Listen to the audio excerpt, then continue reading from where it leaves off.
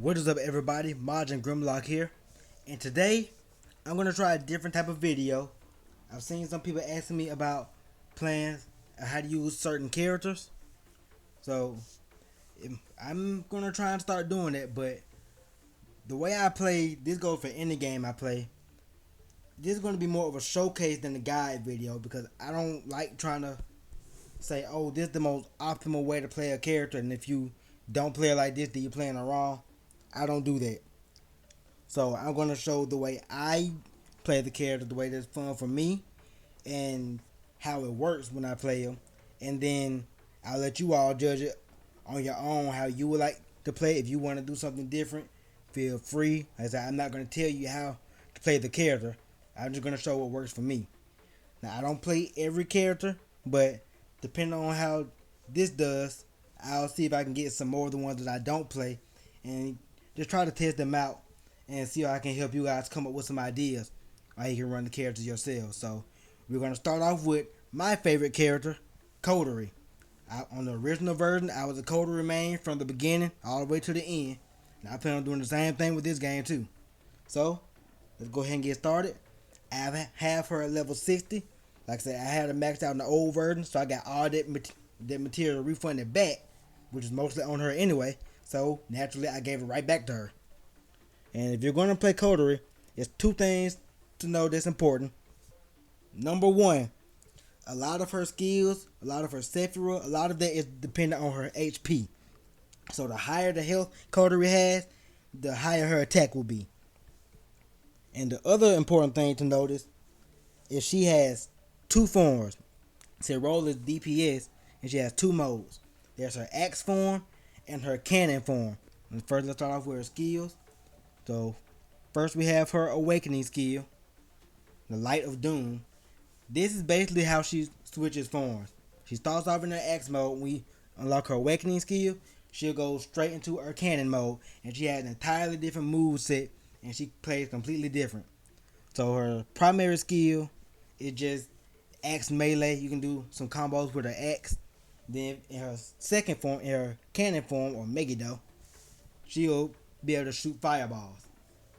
Her primary skill, well, not primary skill, her skill number one, she'll do this combo, Flaming Retribution. She'll do a combo attack with her axe, and she can lift some of the enemies up in the air and just attack them a lot, basically. And in her cannon form, she'll do a very strong stream of fire. So she'll do a strong cannon blast. On the old version, this move in her cannon form was stronger than her actual awakening skill. Her awakening skill didn't do that much damage. I'm still trying to see the damage difference on this version. But this, her primary skill 1. Primary skill 2, this move I have mixed feelings about now. In her axe form, she slams the ground and causes kind of a volcano to erupt. And she'll have fire, leave fire on the ground. So if the enemy step on it, they'll catch on fire. But in her cannon mode, she shoots a very big supernova that blows up. Now, I feel like this move did get nerfed on this version. Because on the old version, as soon as this move hit anything, or if it just exploded when it got far enough, it would turn into a black hole. And I use that black hole to keep the enemy trapped in one spot so I can attack them. But can't do that anymore, sadly. So, yes, I have kind of mixed feelings about this move. But this move, skill number 3, is way better on this version. Because in her axe form, on the old version, she'll shoot a wave of fire. It may hit the enemy, it may not. It was kind of useless. But on this version, she creates a fire pillar that you can charge up for a few seconds, and the enemies will basically be trapped right there around you and taking damage. And then she'll slam the ground and shoot a wave of fire, which I think is way better than what we got on the last version. So while this move got nerfed, this one got buffed. I'll take it. In her cannon form, she'll jump up in the air and shoot at the ground. So almost like she's just dropping a bomb of fire on the ground. So those are her skills. I'm not going to read all of this. You have different upgrades. If you get through a skill tree, you'll see them all. But this is the gist of what all her skills do. The next thing that I'm going to talk about is her Sephirah. Now, the thing that makes Kotori special is she has two different sets of Sephirah, the Commander set and the Scorch set. The Commander set, I'm going to go over first because that's probably the one that 90% of the player base will have because it's easier to obtain. You know, it's from a summon. I'll get to why it's still easier. But Commander set, this is a little different on this version. It'll mostly buff the Axe version, at least the way I used it on the previous version. But this one, it increased her flame damage. And once again, the higher the health, the higher her attack will be. And when she changes form, she gains extra 26% damage for the first 15 seconds. Because I forgot to mention, her awakening skill, when she switches to her cannon form, it's going to decrease rage every 4 seconds. So over time, she'll go revert back to her axe form. But for the first 15 seconds in her cannon form, she'll get an extra 26% damage boost. So that's her axe form. Her other set is her Scorch set. Now this set, you'll have to, the only way to unlock this set is by basically spending money. On the top up rebate bonus, there's a certain amount of money you have to spend to unlock this set. I don't remember how much I spent to unlock it, and I'm afraid to check because it may hurt. But there's the only way to obtain this set. And if you have this set for Kotori, this basically makes her an entirely different character than what you've been seeing. Why? Because she starts off the battle with max energy, so her awakening, her rage will already be at 100, and her awakening skill will already be maxed out. So you can go straight to her cannon form, frame 1, and the cannon form will not consume rage. Remember I just said that over time she'll lose her cannon form with her other set or any other set. She'll lose rage over time in that form. With this set, it's permanent. So you can stay in her cannon form the entire time. Just now, the skills will still cost rage. And unless you just spam the skill the whole time, she'll be in her cannon form the entire time. You just have to be a little smart about that to conserve your rage using your skills. So she'll restore rage plus 5 every 3 seconds. So I usually use her primary skill a lot more while I'm trying to charge it back up if I find myself using too much rage. But either way, this is her infinite cannon form.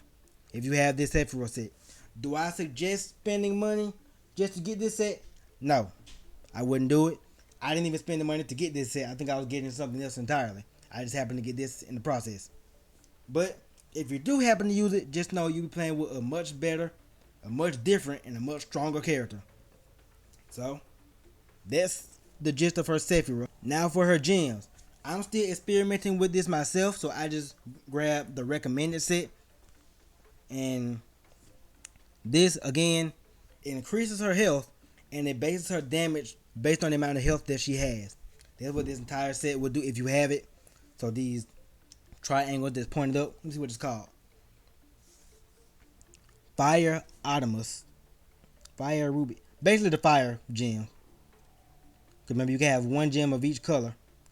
So it's the fire gem that's specifically meant for her.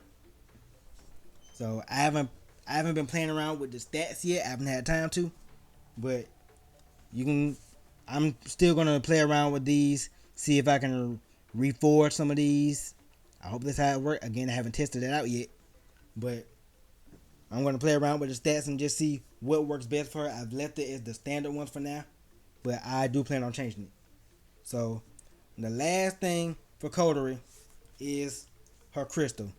The crystal system, it replaces the passive skill system from the previous version. So I'm going to go over this. And this, to unlock each stage, you'll need fragments for it. So you will need to get copies of her, because you can't farm the fragments anymore. Yes, that is sad. But you have to get copies to be able to max this out. Again, I already had a bunch of fragments for her. So, number 1, she restores 1 awakening when your rage is at 2. Restores 1.5 awakening when your rage is at 50. And 2 awakening when your rage is at 80 for every second. So if you have this unlocked, she'll be constantly regaining awakening without even attacking or doing anything. So that's good. You'll be able to get to her cannon form quicker. Number 2, when Kotori is on the team, all fire members gain fire resistance plus 10%, so you take less damage from fire, and fire damage plus 10%. As of right now, even on the old version, I think, the only people who that affected would be Kotori and AST Origami. So, but oh well, they're the only ones that need it.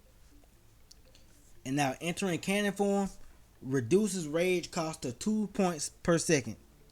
So when you're playing with a commander set or any other set, the rage that you lose, it'll cost 2 rage instead of 4. So you'll be able to stick with it a little bit longer. But again, if you have the Scorch set, that is irrelevant. This skill is completely irrelevant for the Scorch set. Okay. And number 4, this is where probably the biggest disappointment for Kotori comes in for me. Resurrect. So, first off, this is good. After taking damage, she restores health equal to 60% of the damage taken over the next 5 seconds. So when she takes damage, she'll be able to recover up to 60% of that damage. Hit for an attack that costs 100 HP, then she'll be able to restore up to 60 HP over the next 5 seconds. And it'll reset when she gains that 60% back. It'll reset, so the next time you get hit, she'll do the same thing, recover 60%. But Kotori has always been one of the tankier characters in the game, especially for me. But the reason that I'm disappointed in this is because she no longer has her infinite revive skill. That kind of hurts, I'm not going to lie. On the previous version, Kotori could literally die and come right back. No respawn, no like spending diamonds to come back. No. Kotori will come right back and it'll reset every minute. So you could be doing one of the online modes where usually if you die, it kicks you out. No, if Kotori dies, she'll come right back and be able to start over, and she recovers health when she comes back. But can't do that anymore. That skill is now gone. Will it ever come back? I don't know. Either way, this is still good. Not saying this is bad. It just, I missed the revival, the actual resurrection. Anyway, number 5, Fire of Soul. Kotori gains attack equals to 6% of health. Again, the more health she has, the more her attack will be. Just another boost to that. I told you a lot of her skills says the same thing. And number 6, Flame Angel. This one kind of confused me, and I'm not sure what they're supposed to be at the end because it kind of cuts out. Yeah, I think some of this game still needs to be completed. But anyway, this confused me because I didn't know what bluster means. I think it means something like rage or something. I hope. I don't know. I have to look at the dictionary later. But anyway, this is the gist of Kotori's skills. And to unlock all her level 60, you have to get her to Transcendence level 7. You're going to need the Fire Battle Lock with a Flame Battle Lock along with normal Battle Locks to be able to max her out. So, also look, she has different stats depending on which Sephirah set you use. And that's basically it for Kotori. This is how I have her set up. I had her at max. I'm still playing around with her different stats and stuff. I just want to show you like the basis of what you're going to get with Kotori. If you have all her set, have all her skills activated and her crystal. So, like I said, I'm not telling you how to play her. This is just how I have her set up. I'm still going to play around with her myself to see what else I can add to her, make her more powerful. And again, especially with this game, it's all about what's fun for you. If you don't even like Kotori, you don't have to play her. Even if everyone else says you should, like you don't have to if you don't want to. All these spirits have their own role to fulfill. So play what fits you the best. But anyway, that's the end of this part. I may add this to the end of this video or maybe a separate video that comes right after. But I will do gameplay showing Kotori in her commander set and her Scorch set. Like I said, it's basically 2 different characters. I'll do gameplay showing both of them so you can see kind of what you get during the battle. So I hope you guys enjoy it. Please hit that thumbs up and please subscribe to my channel. And I'll see you guys next time.